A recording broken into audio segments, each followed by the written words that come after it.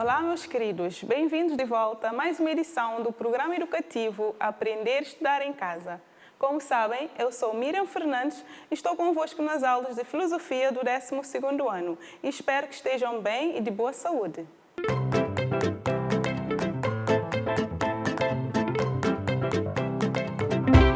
Hoje vamos introduzir uma nova unidade temática que é Lógica. Então vamos passar nesses dias a fazer revisão sobre este novo tema que é Lógica. Então vamos ver o sumário de hoje. Origem, conceito e objeto de estudo da lógica, importância da lógica aristotélica, lógica espontânea e sistemática. E quais são os objetivos? Vamos analisar a origem da palavra lógica. Também vamos definir lógica, identificar o objeto de estudo da lógica, compreender a importância da lógica e distinguir lógica espontânea de lógica sistemática. Para começar, vamos, portanto, ver qual é ou de onde é que veio a palavra lógica. A palavra lógica deriva do termo grego logos, que significa razão ou pensamento, por um lado, e por outro significa linguagem ou discurso. E etimologicamente, portanto, a lógica significa o quê? Ciência do logos ou da razão.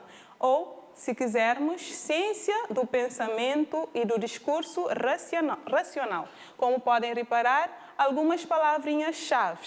Por exemplo, temos aí linguagem, pensamento, discurso. Vamos prosseguir. Qual é o conceito de lógica?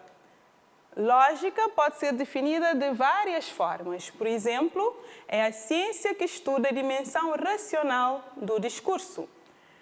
A lógica também pode ser definida como disciplina filosófica que estuda a distinção entre argumentos corretos, que são válidos, e argumentos incorretos.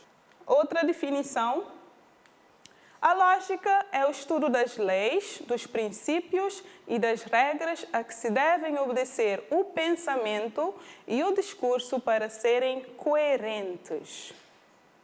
É a arte de dirigir o pensamento por forma que este pensamento seja coerente consigo mesmo. De uma forma geral, podemos concluir que lógica é o estudo do pensamento, é o estudo da linguagem, ou seja, é a disciplina filosófica que debruça sobre o quê? Sobre o pensamento, sobre o discurso, que pode ser oral ou escrita, ou escrito neste caso. Vejamos o objeto de estudo da lógica. A lógica estuda o quê? Estuda os atos ou as operações do pensamento ou do discurso.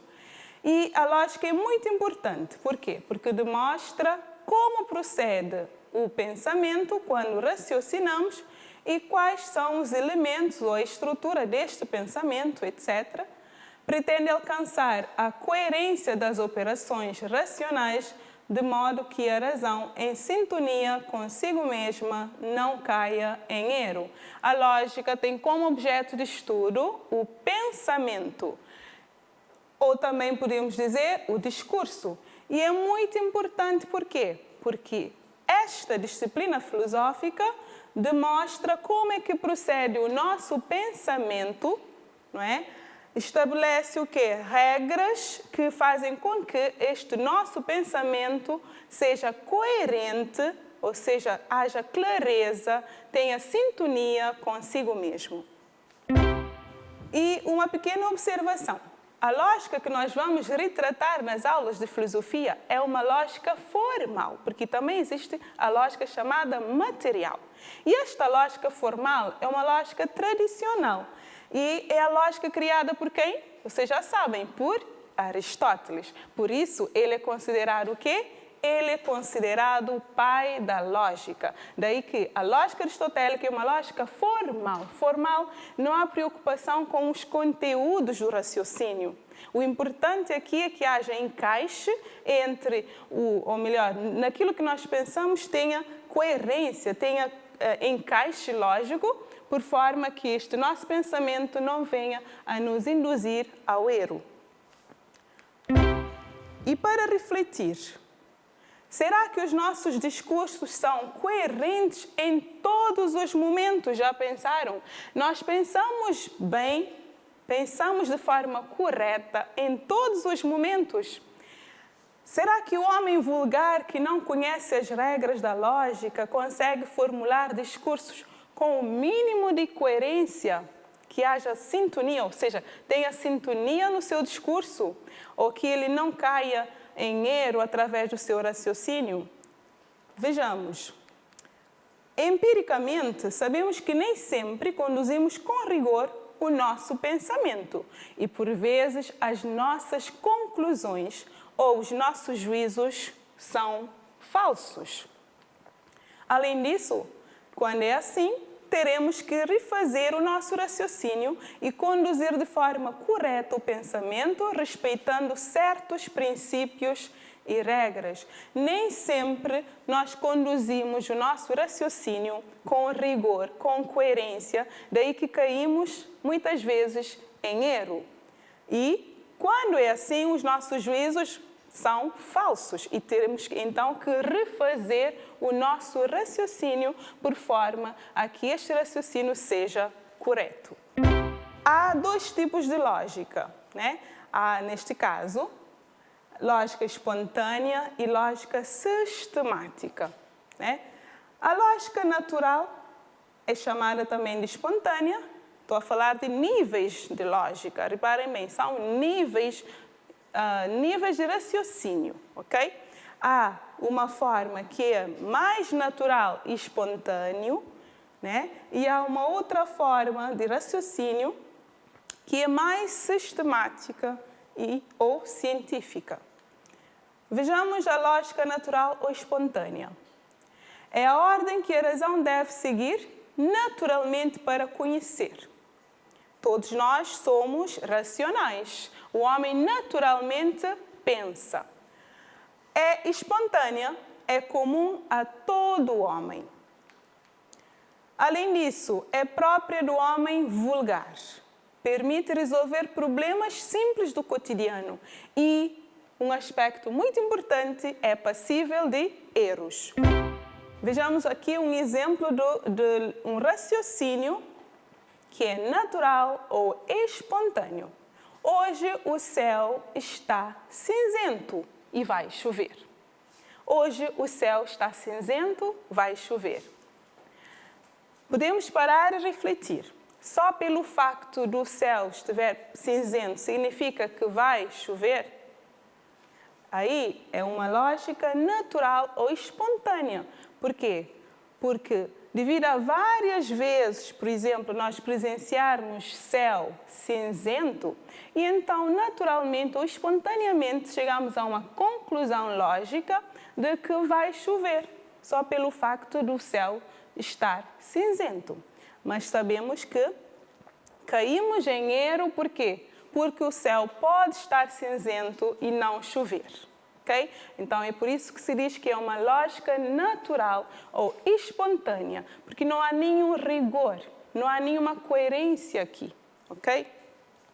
Há homens que, embora nunca tenham estudado lógica, raciocinam com um mínimo de correção. E agora, lógica sistemática ou científica? Aí já é diferente. Essa lógica procura a validade dos raciocínios. É formal. O que significa validade do raciocínio? O papel da lógica, né? A lógica científica ou a lógica sistemática é, na verdade, avaliar a correção dos raciocínios. Saber se os raciocínios estão ou são corretos ou são incorretos. Okay? Quando é que um raciocínio é correto? Quando obedece às regras, quando tem rigor e coerência. E é formal esta lógica. Por quê? Porque não há preocupação com o conteúdo do pensamento, mas sim apenas com a estrutura do pensamento, né? A forma como nós organizamos o nosso pensamento, ou seja, coerência do raciocínio. E esta lógica é um estudo sistemático do pensamento, né? Um estudo bem organizado do pensamento. Além disso, é uma investigação feita por especialistas e é do domínio da filosofia. Então, falamos da lógica sistemática ou científica. E nas nossas aulas de filosofia, a lógica que nós estudamos é a lógica sistemática ou científica. Neste caso, a lógica aristotélica, que é uma lógica formal. E temos aqui um exemplo de uma lógica, né, de um raciocínio que é sistemático, ou melhor, que é científico também. Todos os animais são rastejantes. Gato é um animal, logo gato é rastejante. Tem alguma coisa estranha aí, né? Vocês devem estar a dizer, mas professora, gato não é rastejante, ok? Não é? Mas vejamos. Este raciocínio respeita o quê? Respeita regras. Este raciocínio tem coerência, ou seja, tem encaixe lógico entre as proposições. E o que são proposições? São as frases, porque na lógica nós temos linguagens que são propriamente da lógica. Nós não dizemos frases, mas dizemos proposições. Então aí, neste raciocínio, que é um conjunto de proposições, temos aí 3 frases que são proposições. E daí temos um raciocínio. Se repararem, há uma coerência lógica aí. E esta lógica é formal. É formal por quê? Porque não há interesse com aquilo que é material. Não há questionamento sobre se é verdade ou não. Mas o importante na lógica formal é se o raciocínio é correto ou não. Porque se formos para a lógica material, este raciocínio não tem validade material, porque não corresponde à realidade. Na verdade, sabemos que o gato não é um animal rastejante. Mas formalmente, este raciocínio é válido. Por quê? Porque obedece regras, porque há encaixe lógico entre essas proposições, daí podemos dizer que é uma lógica sistemática. Depois de eu ter explicado um pouco sobre a lógica espontânea, a lógica sistemática, e antes disso nós vimos a origem etimológica da palavra lógica, definimos a lógica como ciência do discurso, do pensamento e da linguagem, agora vamos passar para o exercício para ver se, na verdade, vocês conseguiram aprender ou captar alguma coisa.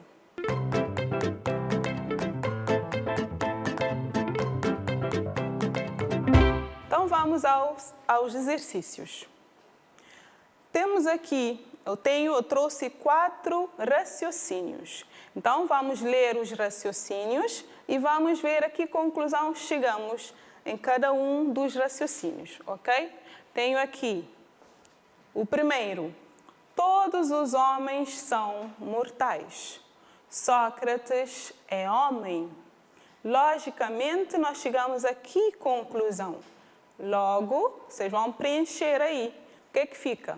Se todos os homens são mortais e se Sócrates é homem, que conclusão lógica é que nós chegamos? A que conclusão lógica é que nós chegamos? 2. Os cabo-verdianos são africanos. Os santiaguenses são cabo-verdianos. Logo, o que é que vem? Então, vamos lá. Vamos raciocinar um pouco.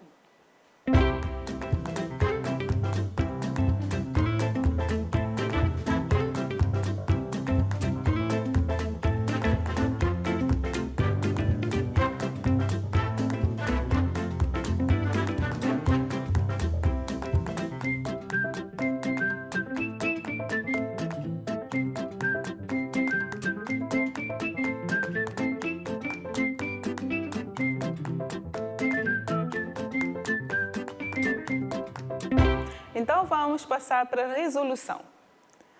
Todos os homens são mortais. Se Sócrates, né? Sócrates é homem, logo, qual é a conclusão lógica que nós chegamos? Sócrates é mortal. Por quê? Porque eu disse que todos os homens são mortais. Logo, Sócrates é também mortal. Os cabo-verdianos são africanos. Os santiaguenses são cabo-verdianos. Logo, os santiaguenses são africanos. Por quê? Porque no meu raciocínio eu comecei por dizer que todos os cabo-verdianos são africanos. E se os santiaguenses são cabo-verdianos, significa que, logo, significa que os santiaguenses são africanos. Vamos passar para um outro exercício. 3. Todos os religiosos acreditam no Ser Supremo. Joana é religiosa. Logo, quarta pergunta, ou melhor, quarto raciocínio. Todas as aves voam. Avestruz é uma ave. Logo, o que é que vem a seguir? Então, bora lá pensar?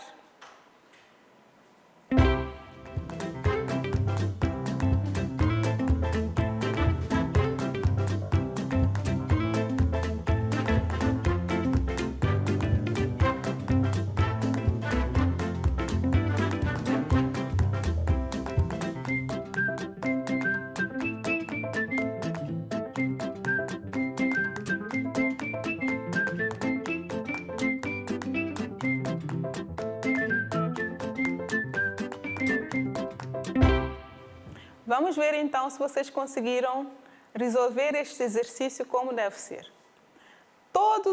Temos aí 3. Todos os religiosos acreditam num Ser Supremo. Joana é religiosa. Logo, Joana acredita num Ser Supremo. Foi assim que raciocinaram lá em casa? Porque, na verdade, se todos os religiosos acreditam no Ser Supremo e se Joana é religiosa, a conclusão imediata que chegamos é que Joana também acredita no Ser Supremo. Quarto raciocínio. Todas as aves voam. Avestruz é uma ave. A conclusão imediata que nós chegamos é que a avestruz voa.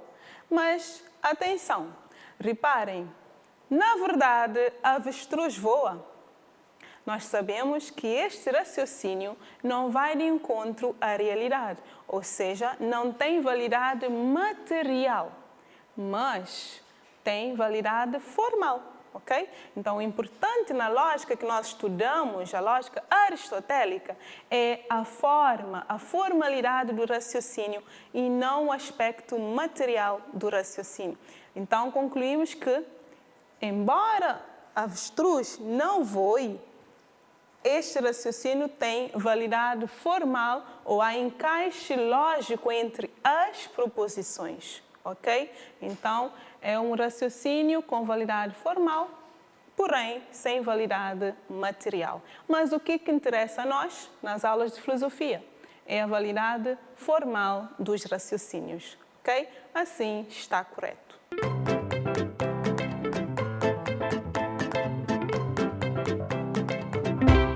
Bem, depois de terminarmos os exercícios, então vamos passar para o trabalho que vocês terão que fazer lá em casa. Vamos lá. Lá em casa, vocês vão fazer o quê? Vocês vão explicar as características da lógica aristotélica. Tá bem?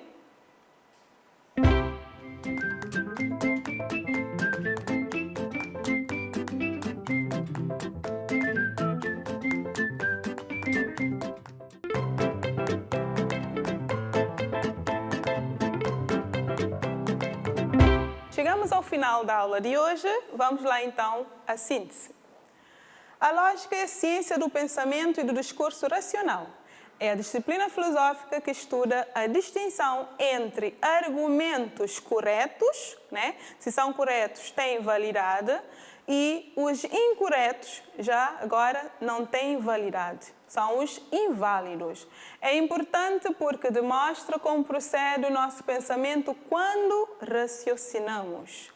Além disso, existem 2 níveis de lógica. Um que é natural, que ocorre de forma espontânea e que é